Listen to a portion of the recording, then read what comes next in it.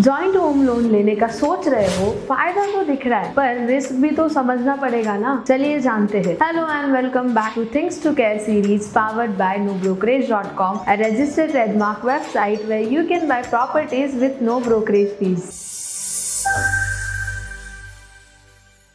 आज के वीडियो में हम बात करेंगे जॉइंट होम लोन होता क्या है, कौन ले सकता है और इसमें टैक्स एंड लोन बेनिफिट्स मिलता है या नहीं, इसके प्रोज एंड कॉन्स क्या है, और अगर आप जॉइंट होम लोन लेना चाहते हैं तो क्या चीजें क्लियर करनी चाहिए। अगर आप मैरिड हो या पेरेंट्स के साथ घर लेने का प्लान कर रहे हो, ये वीडियो एंड तक जरूर देखिए क्योंकि एक smart home loan decision future का हेडेक बचा सकता है। What is a joint home loan? Joint home loan मतलब एक प्रॉपर्टी के लिए दो या दो से ज्यादा लोग मिलके लोन लेते हैं। यूजुअली कॉम्बिनेशन होते हैं, husband wife, father son, mother plus daughter, siblings, brothers only. Most bank allow. Bank दोनों एप्लीकेंट्स की इनकम को कंबाइन करता है जिससे लोन एलिजिबिलिटी बढ़ती है। लेकिन ध्यान रहे, जितने एप्लीकेंट्स उतनी ही लीगल रिस्पॉन्सिबिलिटी भी होती है और यूजुअली को अप्लाइंट को ही को ओनर होना बहुत जरूरी होता है। इसके क्या बेनिफिट्स होंगे? पहला, हायर लोन एलिजिबिलिटी। अगर आप दोनों कमा रहे हैं तो बैंक कंबाइंड इनकम कंसिडर करके ज्यादा लोन अप्रूव करता है। फॉर एग्जांपल 60,000 इनकम है तो शायद 30 लाख तक का मिल सकता है, लेकिन 1.2 लाख पे आप 60 लाख तक क्वालिफाई कर जाओगे। दूसरा, बेटर प्रॉपर्टी बजट। बिगर लोन यानी बेटर होम। आप 1 BHK से 2 BHK पे जंप कर सकते हैं या बेटर लोकेशन अफोर्ड कर पाओगे। तीसरा, डबल टैक्स बेनिफिट। अगर दोनों को बोरोअर्स है तो दोनों EMI भरते हैं। सेक्शन 80C के अंदर 1.5 lakh principal deduction,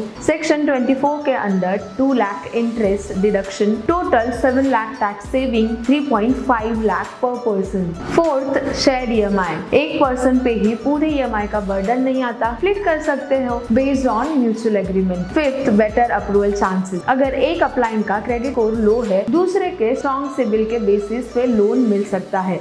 risk and what you can go wrong. अगर पार्टनर EMI नहीं भरेगा तो बैंक आपसे भी रिकवरी करेगा, चाहे आपने अपना शेयर पे किया हो। दूसरा, credit score damage. EMI miss होने पर दोनों का सिविल स्कोर इम्पैक्ट होता है, ब्लेम गेम का स्कोप नहीं होता। तीसरा, ओनरशिप कंफ्यूजन। को अप्लायंस होने का मतलब ओनरशिप नहीं होता। इंश्योर कि सेल डीड में दोनों के नाम हो, ना ही तो लीगल फाइट हो सकती है। Fourth, relationship risk. Divorce, family conflict या फाइनेंशियल स्ट्रेस, ये सब लोन के रीपेमेंट और प्रॉपर्टी राइट्स को कॉम्प्लेक्स बना देते हैं। लास्ट में, एग्जिट करना टफ है। को बोरोअर एग्जिट करना चाहे तो या रीफाइनेंस करना पड़ेगा या तो full repayment. Bank normally allow नहीं करता without check. Smart tips before you sign. Credit score check करो, 700 प्लस होना आइडियल है। EMI स्प्लिट क्लियर रखो, जिस प्रपोर्शन में EMI भरोगे उसी रेशो में ओनरशिप दिखनी चाहिए। पेपर वर्क टाइट रखो, sale deal, loan agreement, EMI receipt, सब कुछ प्रॉपरली डॉक्यूमेंट करो। लोन प्रोटेक्शन इंश्योरेंस लो, अगर एक पार्टनर को कुछ हो जाए तो दूसरे पे पूरा बर्डन ना आए। लीगल विल बनाना कंसिडर करो, प्रॉपर्टी सक्सेशन क्लियरली डिफाइन रखो। सो जॉइंट होम लोन एक स्मार्ट फाइनेंशियल टूल हो सकता है अगर आप उसे केयरफुली मैनेज करें। Higher eligibility, shared EMI, double tax benefit, लेकिन equal eligibility, legal and emotional complications. तो डिसीजन लेने से पहले ओनरशिप क्लैरिटी, EMI कॉन्ट्रीब्यूशन और रिलेशनशिप डायनामिक्स क्लियर कर लो। घर लेना एक ड्रीम होता है पर उस ड्रीम को सिक्योर करना उससे भी ज्यादा इंपॉर्टेंट होता है। जॉइंट होम लोन लेना सेफ है, बस कंडीशन ये है कि सब कुछ ट्रांसपेरेंट और प्लान हो।